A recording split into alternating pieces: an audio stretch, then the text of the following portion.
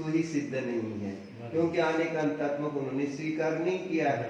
तो मैंने भी जैन धर्म पाकर अनेकांतात्मक वस्तु ही अच्छी तरह से पक्की नहीं समझी, तो फिर जो उसके आधार से रहने वाले आत्मा, शुद्ध आत्मा है, तो वो है ही नहीं ना हमारे पास में। क्योंकि जिसका अस्तित्व अनेकांत से सिद्ध होता है, उस अनेकांत रूप वस्तु का ही निर्णय। तो फिर आगे की जो चर्चा है, आत्मा शुद्ध है, सिद्ध है, अशरीरी है, अविनाशी है, अकर्ता है, न्यायक है, वो क्या है, दिस इज टोटल कल्पना। आप मानो न मानो, अनुभव के पहले तो कल्पना ही बैठेगी ना। अनुभव के पहले की चर्चा नहीं, पहले वो जो शुद्धात्मा का निश्चय करने जा रहे हैं, उसको अनेकांत से, यानी जो जैसे हमें डॉक्टर बनना है तो एबीसीडी सीखना पड़ता है। क्या आप बोले नहीं एबीसीडी मैं नहीं सीखूंगा, डॉक्टर की डायरेक्ट किताब पढ़ो, मैं अभी बड़ा हो गया हूँ, मुझे अब एबीसीडी नहीं, एबीसीडी से ही डॉक्टर बनेगा, इंजीनियर बनेगा, वकील। ऐसे अनेकांतात्मक जो वस्तु है उसके आधार से ही फिर प्रथमाणयोग, करणाणयोग, चरणाणयोग, द्रव्याणयोग के विषय चलते हैं। ये अनेकांत मूल जिन धर्म का प्राण अनेकांत है, और वो सही अपने ज्ञान में सम्यक, यानी आगम और युक्ति से अनेकांत का निश्चय नहीं किया हमने, तो फिर आगे का आपका सारा आगम भाषा हो या अध्यात्म भाषा हो, वो सारी काल्पनिक होगी। इसलिए प्रवचन सार में नियत तो प्रज्ञापन अधिकार लिखकर द्रव्य सामान्य अधिकार के माध्यम से वस्तु के अस्तित्व की सिद्धि द्रव्य गुण पर्याय के माध्यम से आचरण वहां की 93 गाथा से लेकर 126 गाथाएं जो है वहां पर, वो जितनी इंपॉर्टेंट है, अगर वो नहीं समझेंगे हम तो आपको वस्तु ही समझ में नहीं आने वाली।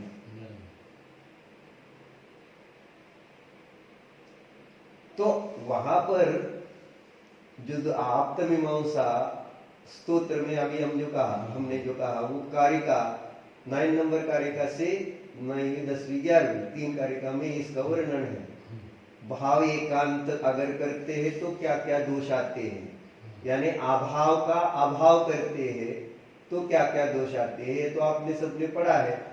प्राग अभाव का अभाव करेंगे तो वस्तु अनादि ठहरेगी, प्रदोष अभाव का अभाव करेंगे तो वस्तु अनंत ठहरेगी, कार्य अनंत ठहरेगा, और अन्य अभाव का अभाव करेंगे तो सब स्कंद एक हो जाएंगे, और अत्यंत अभाव का अभाव करेंगे तो सब द्रव्य एक हो जाएंगे।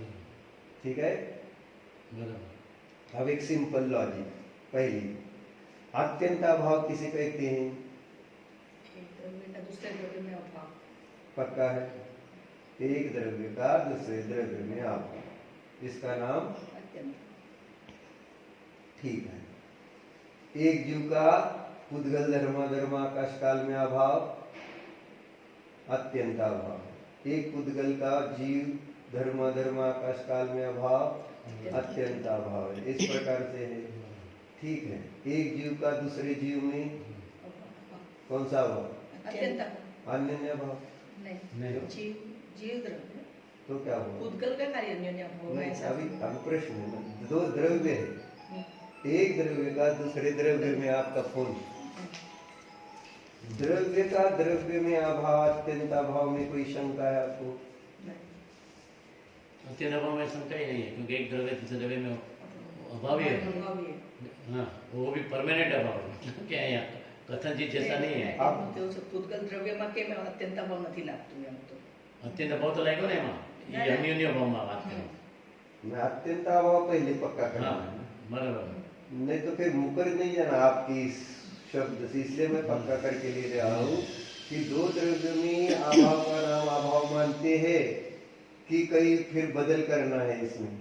हमने जो सीखा वो हिसाब से तो एक द्रव्य का दूसरे दो द्रव्य का अभाव, यानी कोई भी दो द्रव्य हो,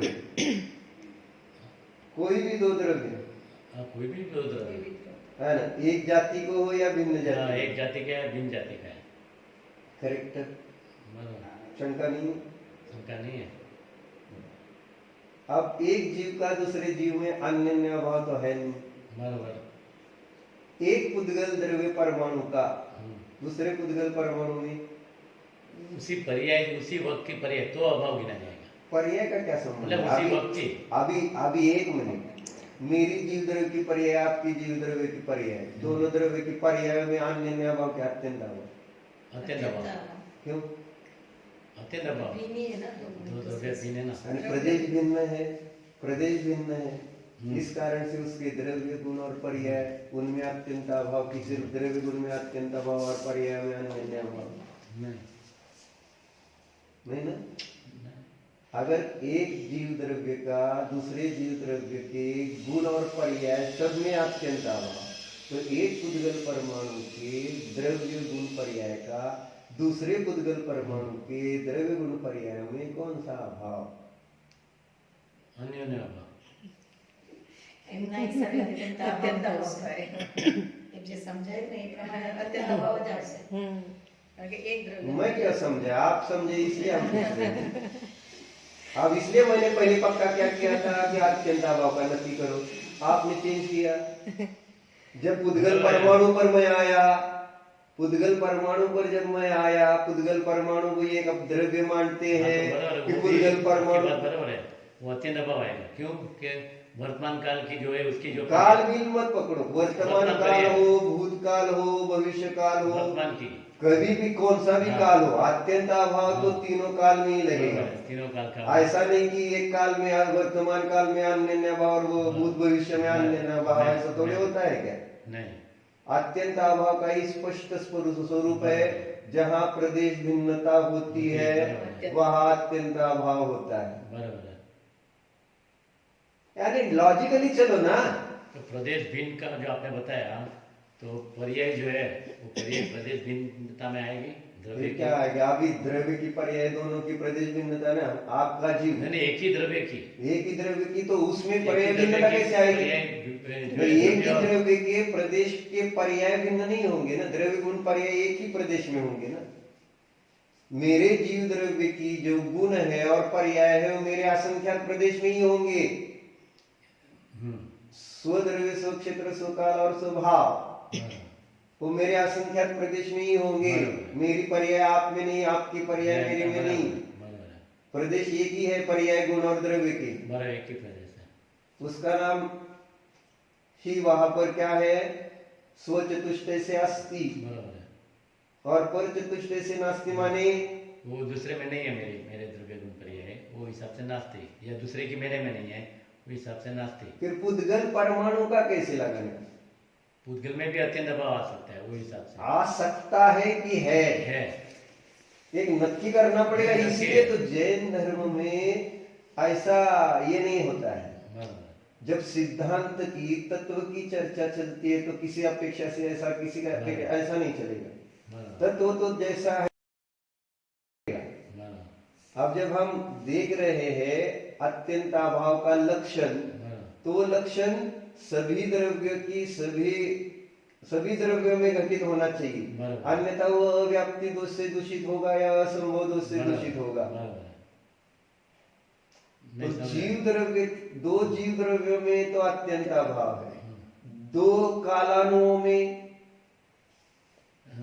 दो कालाणु उसमें भी अत्यंत अभाव, दो परमाणुओं में अत्यंत अभाव।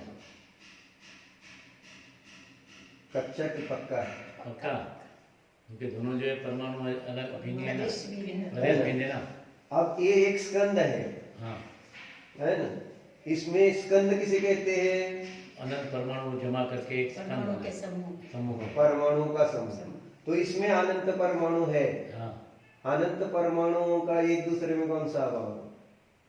उसमें इस स्कंद में हाँ। जो अनंत परमाणु है, उन परमाणुओं में एक दूसरे परमाणु में कौन सा अभाव? अत्यंत अभाव अभाव। आएगा। ध्यान देना अभाव। नहीं, फिर अत्यंत परमाणु का अत्यंत। परमाणु से अत्यंत अभाव आएगा। ठीक है ना? बराबर। तो ये पक्का है। जब एक स्कंद के परमाणुओं में एक परमाणु का दूसरे परमाणु में अत्यंत अभाव, तो दो स्कंद है, तो दो स्कंद के परमाणु, इस स्कंद के परमाणु स्वतंत्र है, इस स्कंद के परमाणु स्वतंत्र है, तो इन परमाणुओं में भी कौन सा अभाव रहेगा? अत्यंत अभाव। तो फिर अन्य अभाव कहां से निकला? पुद्गल का पुद्गल में ऐसा बहुत उसमें बताया है वो अब बताया क्या वो बाद में, नहीं समझा रहे अभी एक एक बात स्पष्ट होनी चाहिए ना। मुझे पता है दोनों बाजू जब हमने पढ़ी तब ये चर्चा कर रहे हैं। बराबर हमको दूसरी बाजू अगर पता ही ना हो तो मैं चर्चा ही नहीं कर सकता। हाँ, नहीं कर सकते, बराबर है। मुझे पूरा दूसरी बाजू का ज्यादा ज्ञान होता है। जैसे कोर्ट में जब केस चलती है ना, हाँ, तो जो दूसरा विरोधी वकील है उसकी ज्यादा जानकारी, विरोधी जो होता है उसकी ज्यादा जानकारी रखनी पड़ती है। बराबर है, न्याय में ऐसा चलता है बराबर है ना। तो हमें वो सब पता है कि कहाँ पर किसने कौन सा किस अपेक्षा से लक्षण किया, और जो अन्य भाव की वर्तमान में जो चर्चा चल रही है वो दृष्टांत पर से लक्षण किया है। उन्होंने लक्षण से वो अन्य भाव नहीं समझा है, दृष्टांत से अन्य भाव समझा है। क्योंकि प्राक अभाव प्रध्वंस अभाव को लक्षण बनाते हुए दही दूध का उदाहरण देकर लक्षण किया है, बराबर। तो उसमें प्राक और प्रध्वंस घटाया है, ठीक है। लेकिन जब अन्य भाव में भी दृष्टांत आया, कौन सा दृष्टांत दिया? दो पुद्गल दृष्टांत अन्य भाव के लिए दृष्टांत क्या है? जल का अग्नि में अभाव, घट का कपड़े में अभाव, पट में, तो ये दो स्कंद है और इन दोनों का एक दूसरे में अभाव है और इसको अन्य अभाव कह रहे हैं। तो अब ये दृष्टांत जो दिया है वो भी समझ में नहीं आया पहले तो, और स्थूल बुद्धि वालों ने अपने ज्ञान में यही पकड़ा कि घट एक स्कंद है, पट एक स्कंद है और ये दो स्कंदों में एक दूसरे में अभाव है, अन्य में अभाव है। इतना सरल उन्होंने कर दिया। उसमें कहता है कि एक पुद्गल द्रव्य की वर्तमान पर्याय का दूसरे पुद्गल द्रव्य की वर्तमान पर्याय में अभाव, उसको अन्य अभाव बताया। वर्तमान पर्याय की अपेक्षा क्या? वर्तमान पर्याय, अभी ये घट है और ये पट है, अभी वो घट का आगे जाके पट में कन्वर्ट हो जाएगा, वो पुद्गल है, वो तो कोई भी जो उसमें कन्वर्ट हो सकता है आगे जाके परंपरा से। लेकिन वर्तमान पर्याय क्या है? घट पट होता है, घट और पट घट पट होता है कि घट में रहने वाले परमाणु जो है, हाँ उन परमाणुओं की अवस्थाएं बदलती है। हाँ, आप घट पट नहीं होगा, नहीं वो परमाणु बदली हो जाएंगे। घट में परमाणु, तो उन परमाणुओं की अपेक्षा से ही अन्य भाव घटाना, किस स्कंद से घटाना? परमाणुओं से घटाना पड़ेगा, न कि स्कंद की अपेक्षा से। और आज स्कंद की अपेक्षा से घटाया जा रहा है, इसलिए स्कंदों में अभाव अन्य अभाव कहा जा रहा है। तो बात समझो, जो यहाँ चार अभाव है उसमें से अत्यंत अभाव तो द्रव्यों में घटित होता है ना, और जो बाकी के तीन अभाव है वो सभी द्रव्यों की पर्यायों में घटित होता है। जीव द्रव्य की, पुद्गल द्रव्य की, धर्म अधर्म आकाश काल, छह द्रव्यों की पर्यायों में तीन अभाव घटित होते हैं, प्राक प्रध्वंस और अन्य। ऐसा नहीं कि सिर्फ प्राक प्रध्वंस द्रव्यों की पर्याय में सभी द्रव्यों में घटित होता है और अन्य अभाव पुद्गल की पर्याय में। अब इनके डेफिनेशंस पता होने चाहिए। जो देवागम स्तोत्र की जो अष्टसहस्री नाम की टीका है विद्यानंद आचार्य द्वारा लिखी, और जो कारिकाओं का स्पष्टीकरण करने वाले अकलंक देव और विद्यानंद आचार्य, तो उन्होंने वहां पर डेफिनेशंस करते हुए एक एक का डेफिनेशन सुनो अभी क्या है। प्राक अभाव का लक्षण क्या किया है? यद अभावे ही नियमतः कार्यस्य उत्पत्ति ही सह प्राक अभाव हो, जिसके अभाव में नियम से कार्य उत्पन्न होता है। शब्द क्या आया है? नियम नियम से, जिस और पर्याय द्रव्य से सर्वथा भिन्न नहीं होती। ये भी समझना, नहीं तो ऐसा लगेगा कि पर्याय तो प्रकट हो रही है और द्रव्य तो ऐसा ही अलग रह गया है। द्रव्य सहित ही पर्याय उत्पन्न होती है ना, इसलिए कार्य द्रव्य शब्द का आचार्य ने प्रयोग किया है, मात्र कार्य का नहीं। तो यत अभावे ही नियमतः कार्य से उत्पत्ति ही सप्राकाभाव हो। जिसके अभाव में नियम से कार्य उत्पन्न होगा उसका नाम है प्राकाभाव। जिसके अभाव में, जैसे घट उत्पन्न हुआ किसके अभाव में? मट्टी का मिट्टी का मिट्टी का पहले उसकी जो पर्याय थी यानी निकटवर्ती पर्याय, निकटवर्ती पर्याय। ऐसा नहीं कि एकदम भूत की पर्याय, एकदम निकट की पर्याय लेना कि जिसके बाद घर घड़ा बन गया है या रोटी जब बनेगी तो रोटी है ना, हाँ लो, उसके अभाव में रोटी बनेगी। तो यहाँ पर जिसके अभाव में रोटी बनी उसका नाम क्या रखा है? प्राकाभाव। ठीक है। अप्रध्वंस अभाव, जिसके सद्भाव में यद भावे ही कार्यस्य नियतः विपत्ति ही सप्रध्वंस हो, है ना? जिसके सद्भाव में कार्य नियम से नष्ट हो उसको कहते हैं प्रध्वंस। यानी रोटी यह हमने समझो आगे की पर्याय ली है ना, और उसके पहले की पर्याय कौन सी थी? लोई। तो उसको कार्य लिया था समझो, तो रोटी के सद्भाव में लोई का अभाव हुआ तो इसको कहेंगे प्रध्वंस अभाव।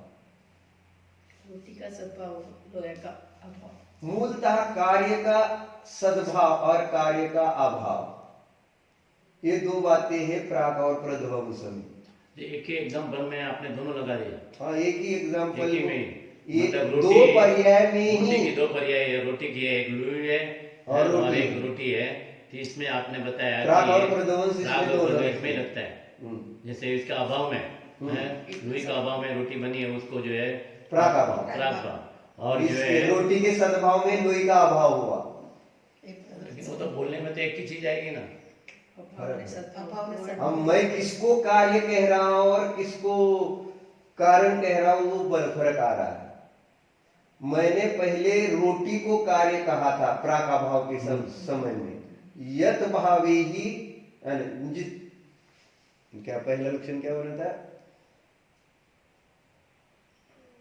जिसके अभाव में कार्य की, जिसके अभाव में नियम से कार्य कार्य की उत्पत्ति। तो संस्कृत लक्षण बनाया था ना अभी। हाँ ठीक है, वो भूल गया अभी। जिसके अभाव में कार्य की नियम से उत्पत्ति होगी। हाँ, यत अभाव ही नियमतः कार्य से उत्पत्ति। अब मैंने रोटी को कार्य कहा था, तब मैंने प्राक अभाव में क्या कहा? पहली पर्याय के अभाव में कार्य उत्पन्न हुआ। अब जब मैं प्रध्वंस अभाव का लक्षण कर रहा हूं तो मैं कार्य लोई को ले रहा हूं, रोटी को नहीं। तब मैंने रोटी के सद्भाव में लोई का अभाव कहा है, तो इसको प्रध्वंस कहते हैं। यानी प्राक प्रध्वंस अभाव के लिए तीन पर्याय की जरूरत है, ऐसा नहीं। दो में भी, दो में घटित होता है। कार्य किसको कहते हैं उसके हिसाब से। अभी वर्तमान में मेरी अवस्था मिथ्यात्व की है और बाद में सम्यक तो होएगा वो बात आती है, या तो सम्यक दर्शन है, बराबर है, तो उसके आगे की भविष्य की पर्याय में मुनि दशा है कि नहीं आई, तो उसको अपन जो है तीन में आ गया वर्तमान तीन में समझने के लिए सरल पड़ता है, इसलिए तीन में बाद समझा। में मुनि दशा तीन, इससे तीन लिया ना, तो अभी हम लोग ऐसे समझे कि वर्तमान में सम्यक दर्शन है खाली। ये स्थूल रूप से समझने के लिए है, लेकिन लक्षण बना रहे हैं हम। हाँ, अभी मिथ्यात्व के ऊपर कैसे बनेगा सम्यक और मिथ्यात्व पे?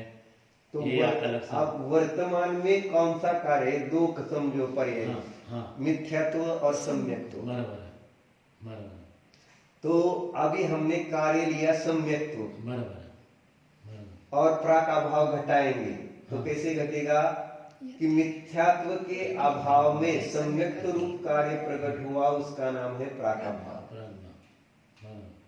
अब प्रध्वंस अभाव कैसे घटेगा? मिथ्यात्व को कार्य लिया और उसके बाद सम्यक्त्व यह पर्याय उत्पन्न हुई, तो जिसके सद्भाव में यानी सम्यक्त्व के सद्भाव में मिथ्यात्व का अभाव हुआ तो इसको कहेंगे प्रध्वंस अभाव। मिथ्यात्व के अभाव में सम्यक्त्व का सद्भाव प्राक अभाव, सम्यक्त्व के सद्भाव में मिथ्यात्व का अभाव प्रध्वंस अभाव। वो आपने जो बताया बराबर है, लेकिन हम लोग में मिस बताना है कि जैसे मैंने अभी बहुत पाप किए समझ लीजिए पहले, तो उसमें ऐसा बताया कि किया वो गया अभी, बराबर वर्तमान पर्याय क्या है आपकी, वो आप उसमें जो है सम्यक को प्राप्त कर सकते हैं। ठीक है। और सब सम्यक को प्राप्त किया है कि नहीं किया अभी वर्तमान में है, कोई वादा नहीं। मैं प्रध्वंस भाव क्या बता रहा है कि आपको सम्यक तो हो सकता है, क्योंकि वर्तमान पर्याय जो है वो भविष्य में आने वाली नहीं है। वर्तमान पर्याय का भविष्य में अभाव हो जाने वाला है, ठीक तो है। हिसाब से अपन को पुरुषार्थ बल मिलता है कि हाँ बराबर, भले मैं अभी मेरी अभी दशा बराबर हीन है, तो मेरी दशा को मैं बढ़ा के पुरुषार्थ करके मैं सम्यक को प्राप्त करता है। एक प्रकार से प्राग भाव और प्रध्वंस भाव के बारे में जो हमने पढ़ा है या सोचा अपना, वो हिसाब से मैं बता रहा हूँ। यहाँ मूलतः वस्तु की स्वतंत्रता की सिद्धि चल रही है। जो द्रव्य गुण और पर्याय है वो सभी स्वतंत्र है, इसकी चर्चा है। अब वो सम्यक तो और मिथ्या तो बाद में विशेष कार्य है। अब एक सामान्य द्रव्य की चर्चा चल रही है, अनेकांत रूप द्रव्य की। तो केवल जीव में नहीं, पुद्गल धर्म धर्म आकाश काल सभी में ये घटित होगा, है ने? तो उसके लिए ये जो प्राक प्रध्वंस और अन्य अभाव, ये तीनों अभाव है, वो पर्याय की स्वतंत्रता को दिखाते हुए अपनी पर्याय में सम्यक को प्रकट करने का भी हमें दिग्दर्शन करते, मार्गदर्शन करते हैं, ऐसा है। तो मूलतः पर्याय स्वतंत्र है, ये समझ में आता है प्राक प्रध्वंस और अन्य अभाव से। प्राक प्रध्वंस मात्र नहीं, इसलिए अभी प्राक अभाव का जो लक्षण किया और प्रध्वंस अभाव का लक्षण किया, उसमें ठीक निकटवर्ती पर्याय का सद्भाव और अभाव की चर्चा है, उसके आगे पीछे की नहीं। बात यहां से पकड़ना है, बात यहां से पकड़ेंगे तो अन्य अभाव समझ में आएगा। प्राग और प्रध्वंस अभाव में निकट की पर्यायों का, ठीक निकट की पर्यायों का अभाव, इसलिए मैंने जोर दिया था नियमतः और नियतः, ये दो शब्द वहां पर आचार्य ने स्पेसिफिक उल्लेख किए। जिसके अभाव में नियम से कार्य उत्पन्न होगा वह प्राक अभाव, जिसके सद्भाव में नियम से कार्य नष्ट होगा प्रध्वंस। ऐसा है, यानी जैसे आप रोटी बनाने के लिए क्या लेते हैं, पहले आटा। आटा लिया तो आटे से रोटी नहीं बनेगी, आटे से लोई बनेगी और बाद में रोटी। तो रोटी यह कार्य आटे के अभाव में नहीं बनता है, पर अब निकट का संबंध लेना है प्राक अभाव में। अब लोई का और रोटी का तो प्राक अभाव घटित हो गया, अब उस रोटी और आटे में कौन सा अभाव, ये पता ये घटाना पड़ेगा ना, क्योंकि वो भी एक पर्याय है आटा। अब उसमें कौन सा अभाव, अत्यंत अभाव नहीं कह सकते, प्राक अभाव नहीं कह सकते, प्रध्वंस अभाव नहीं कह सकते, तो उसका नाम है अन्य। ठीक निकट की पर्याय को छोड़कर, उन्हीं परमाणुओं की ठीक निकट की पर्याय छोड़कर उसके आगे और पीछे वाली की सभी पर्यायों में जो अभाव है उसका नाम है अन्य अभाव। ये लक्षण किया है आचार्य ने, क्योंकि आचार्य ने लक्षण वहां पर किया है इतरेतर अभाव, इतरेतर अभाव को या अन्य अभाव को, इतरेतर अभाव के सद्भाव में या अभाव में कार्य की उत्पत्ति या नाश नहीं होता है। जो प्राक अभाव और प्रध्वंस अभाव के सद्भाव और अभाव में कार्य का नाश और उत्पाद होता है। एक ही द्रव्य में होगी नहीं, अन्य अभाव तो एक ही द्रव्य में होगी, दूसरे द्रव्य के साथ में कोई उसका संबंध नहीं ना। प्रत्येक द्रव्य की पर्याय में तो 6 द्रव्य में घटित होगा। अच्छा, होएगा 6 द्रव्य, तब 6 द्रव्य में घटित होने में कोई बाधा नहीं। जैसे अब जीव में घटाइए कि अब हम मनुष्य पर्याय में उत्पन्न हुए, मनुष्य पर्याय में उत्पन्न होने के पहले मेरी देव पर्याय थी, है न? और उसके पहले समझो तिर्यंच पर्याय थी, ठीक है। तो ये मनुष्य पर्याय की उत्पत्ति तिर्यंश के पर्याय के अभाव में हुई है कि देव पर्याय की? देव पर्याय। देव। अब मेरी मनुष्य पर्याय की उस देव पर्याय के पहले जो तिर्यंश पर्याय थी उसमें कौन सा अभाव? अन्योन्य। अन्य आप मानिए नहीं, बराबर आपने- आपके नहीं, नहीं अभी आपने बताया। अन्य अभाव के लक्षण से चलो हाँ, अन्य अभाव। तो घटित होगा जीव में। बराबर। और ऐसा पुद्गल घटा क्यों दिया बात खाली? हाँ? वहाँ पुद्गल ही क्यों दिया है? अब तक तुमने पुद्गल ही पढ़ा है। क्यों? क्योंकि हमने कहा दृष्टांत से लक्षण बनाया है। दृष्टांत क्या दिया? घट और पट का अभाव, घट में पट का अभाव। तो ये दो स्कंद ही दिखे और सभी ने उसमें ही लक्षण बताया कि दो स्कंदों का एक दूसरे में अभाव नहीं है। लक्षण से नहीं गए, दृष्टांत से। आपने जो अभी समझाया हम लोग को अपने द्रव्यगुण पर्याय की पूरी वो अपेक्षा समझाया, बराबर? जो है वैसा बताया। नहीं वही समझा हमने। द्रव्य वो लोग ने दृष्टांत से जो अपना हमने जो दृष्टांत पढ़ा से बताया इसलिए गलत हो गया और उस कारण से प्राक अभाव का भी लक्षण गलत हो गया, क्योंकि प्राक अभाव का लक्षण जिसके अभाव में कार्य होता है। लेकिन घटाया क्या जाता है कि जो रोटी है उस रोटी पर्याय का भूत की सभी पर्यायों में अभाव, बराबर। तो ये लक्षण गलत है। क्योंकि आचार्य ने तो लक्षण ये किया है कि निकट की पर्याय में, उसके पीछे की पर्याय में नहीं। और जब दोष बताया कि कार्य द्रव्य अनादि होगा, अगर प्राक अभाव नहीं मानेंगे तो अनादि, तो अनादि डायरेक्ट सभी पर्यायों में अभाव कह के अनादि नहीं कह रहे। एक एक पर्याय पीछे जाओ, एक एक पर्याय, यानी रोटी किसके अभाव में हुई? लुई के अभाव में। अब उसके अभाव में नहीं माने तो रोटी पिछली पर्याय में आई, लुई पर्याय में आई, फिर वो वहां पर भी उसकी पिछली पर्याय के अभाव में रोटी बननी चाहिए थी, लेकिन उसका अभाव नहीं हुआ तो रोटी फिर उस पर्याय में गई। तो इस अपेक्षा से वो अनादि ठहरता है कार्य। डायरेक्ट सभी पर्यायों में अभाव नहीं है, निकटवर्ती एक ही पर्याय में अभाव। और ये ठीक नहीं, प्राक अभाव का लक्षण गलत हो गया, प्रध्वंस अभाव का भी इसी प्रकार से गलत हो गया, अत्यंत अभाव का भी लक्षण गलत हो गया, क्योंकि स्कंदों में अभाव कहते हुए आपने तो अत्यंत अभाव का लक्षण बदल दिया, अन्य ने अभाव कर दिया। तो अत्यंत अभाव का भी लक्षण गलत और अन्य में अभाव का लक्षण गलत है ही, चारों अभाव गलत हो गए। अभी मेरे को अभी सम्यक दर्शन है, समझो मैंने उत्पन्न हुआ तो जो है भूतकाल की मेरी मिथ्यात्व की पर्याय थी, निकटवर्ती उसके आगे की भी पर्याय मिथ्यात्व, उसके आगे की पर्याय मिथ्यात्व थी, लेकिन हाँ। उन मिथ्यात्व की पर्यायों के अभाव में सम्यक तो नहीं हुआ है। हाँ, बराबर, इससे नहीं हुआ। जो निकट गरण लब्धि के अंत समय में जो मिथ्यात्व की पर्याय थी, उस पर्याय के अभाव में ही सम्यक तो प्रकट हुआ, उसको ही प्राकाभाव कहेंगे।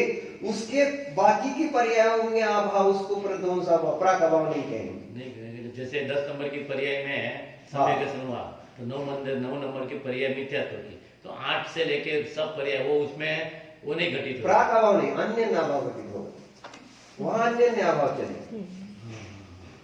ये आज आपके बताते तो है कि 9 का अभाव होके 10 में लेकिन आपके क्या है गणाई के लेकिन फिर भूतकाल वो की पीछे पर्याय का जो है ना वो अन्योन्य भाव वो नहीं बताते हैं कि वो खाली नहीं, नौ આપણે का પ્રાગ- और 10 का આપણે પ્રાગ ભાવ ને પ્રધ્વંસ ભાવમાં પણ આ જ વાત આવે છે। આપણે ફ્યુચરની બધી पर्याय, पास्टની બધી पर्याय, बधी पर्याय एक पास्ट की साथ पूरी पर्याय को सब- उसमें डाल दिया और सबको साथ फ्यूचर में की ही ले। सभी पर्याय को उसमें डाल दिया। अब तक हमने पढ़ा है ना, मेरी समझ में शायद कम आया होगा। नहीं, ये सबकी बोलता है- समझ में यही है अभी।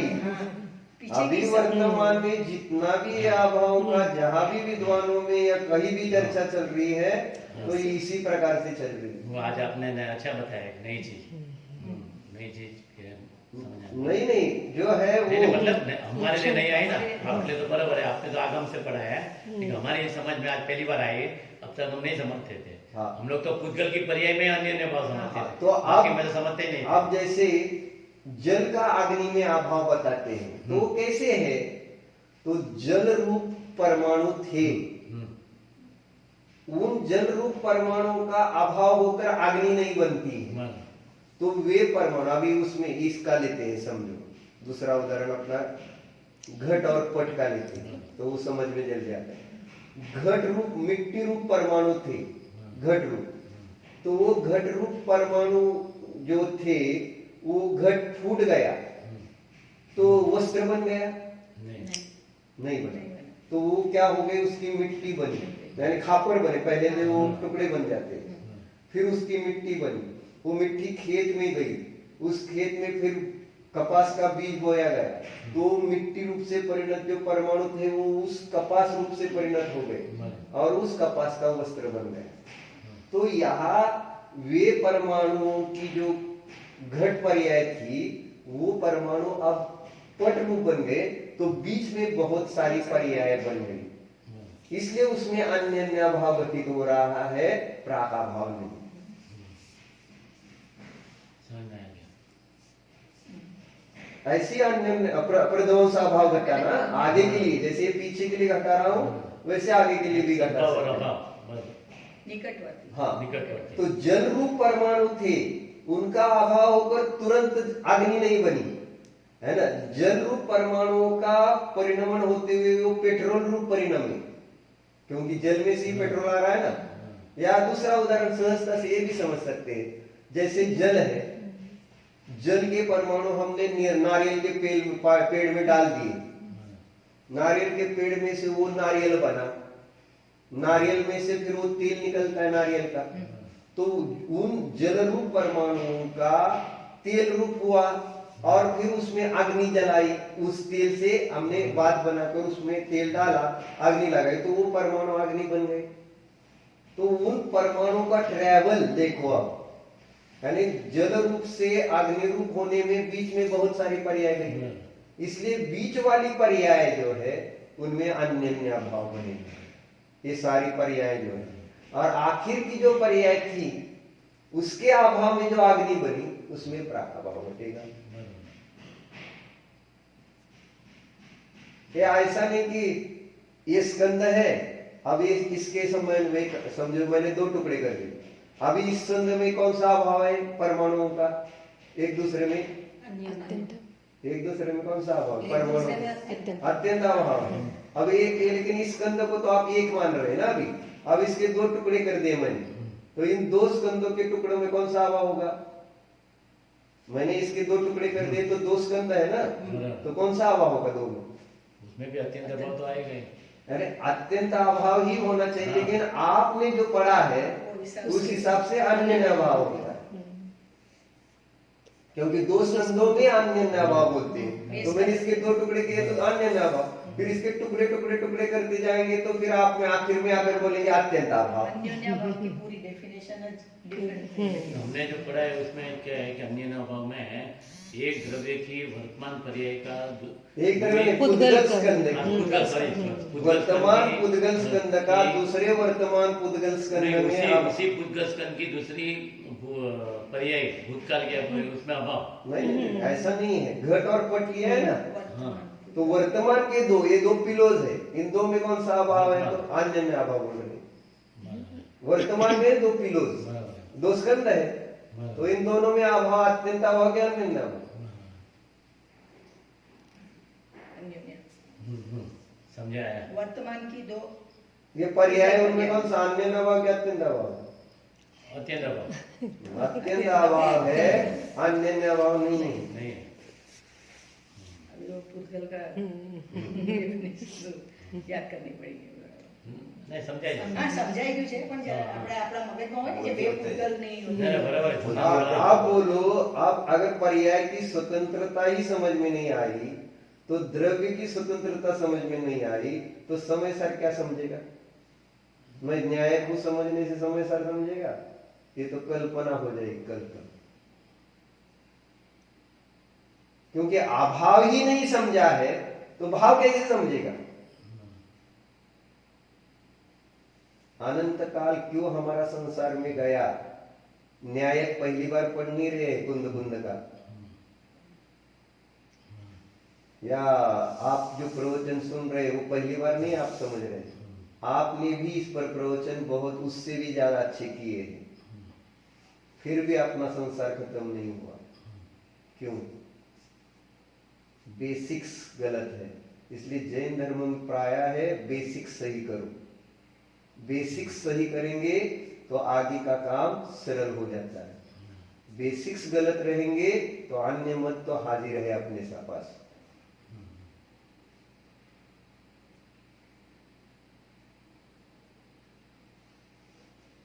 इसलिए आगम का अभ्यास द्रव्य गुण पर्याय का अच्छा करो। द्रव्य संग्रह, पंचस्तिका संग्रह, प्रवृत्ति संसार का ज्ञान, तत्व प्रज्ञापन अधिकार और नयों का ज्ञान, नए चक्र माइंडवलिधि का, ऐसे बहुत सारे जो ग्रंथ, तत्वार सूत्र, उनकी जो टीका है अभी बताई सर्वार सिद्धि आदि, वो उनका अच्छी तरह से अध्ययन करेंगे तो हमें समझ में आएगा कि आने, क्योंकि बाकी नहीं, आत्मा नहीं, शुद्धात्मा नहीं समझा तो चलेगा वर्तमान में, लेकिन आने काल की श्रद्धा पक्की खो जाएगी तो कदाचित अपने को कल काम हो सकता है। मुझे तो आज ही हो सकता है पता है मुझे, लेकिन आने काल की श्रद्धा अगर नहीं हुई तो काल्पनिक शुद्धात्मा की श्रद्धा से कोई भी संसार का नाश नहीं कर सकता है। यहाँ पे आपने मुझे बताया अभी कि अनेकांत की श्रद्धा मतलब, अनेकांत की श्रद्धा मतलब आपने कौन सा? ये वस्तु अनेकांत रूप है, हाँ, भाव अभाव रूप है, बराबर। इसको आगम और युक्ति से अनुभवने का प्रयत्न करो, निश्चय करने का प्रयत्न करो। मैंने आत्मा के ऊपर कैसे लगाएंगे उसको? अब ये वस्तु है, ऐसी आत्मा भी एक वस्तु है। हाँ, पहले वस्तु से चलो ना। अत्थो खलु दवमो दवाणी गुणपगाणी भनिदानी तेसिम पुणपज्जाया पज्जई मूढ़ाई पर समय प्रवचन सार की 93 गाथा आती है। तो आचार्य ने डायरेक्ट आत्मा से बात चालू नहीं की है। पहले 93 से 126 तक केवल द्रव्य सामान्य की चर्चा की है, और फिर बाद में ऐसे कौन से द्रव्य होते हैं, तो जीव, पुद्गल द्रव्य, धर्म अधर्म, आकाश काल द्रव्य विशेष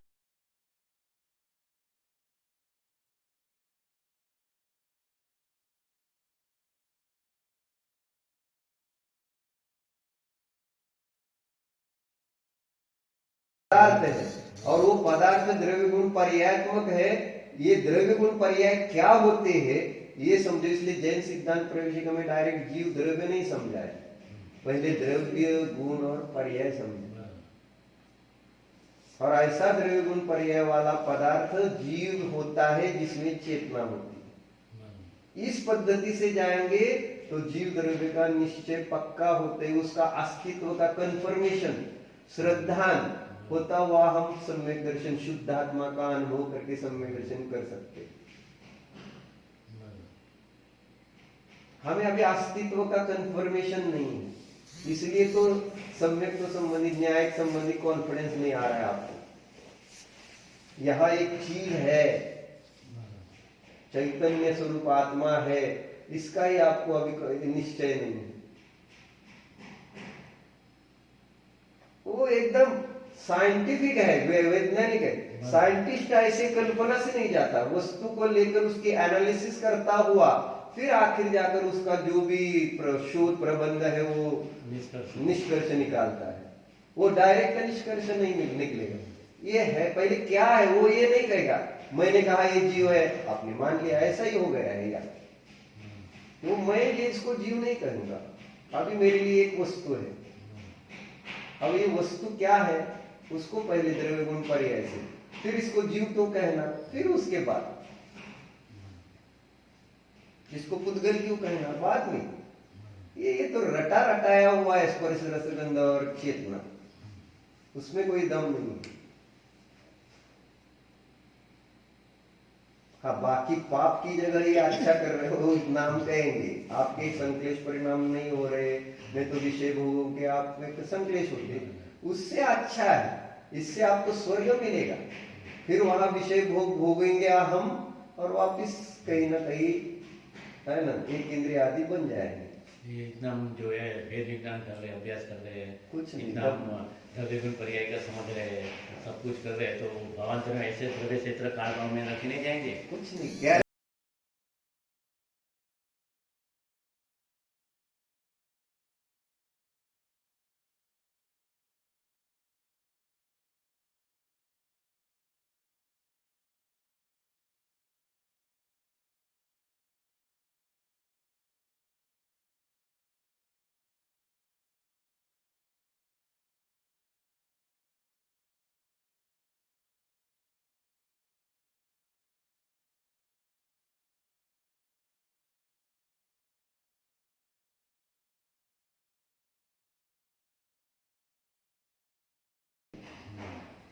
हमने इसलिए तो फिर ये मुनिव्रत धारा अनंत बार कैसे लगाया?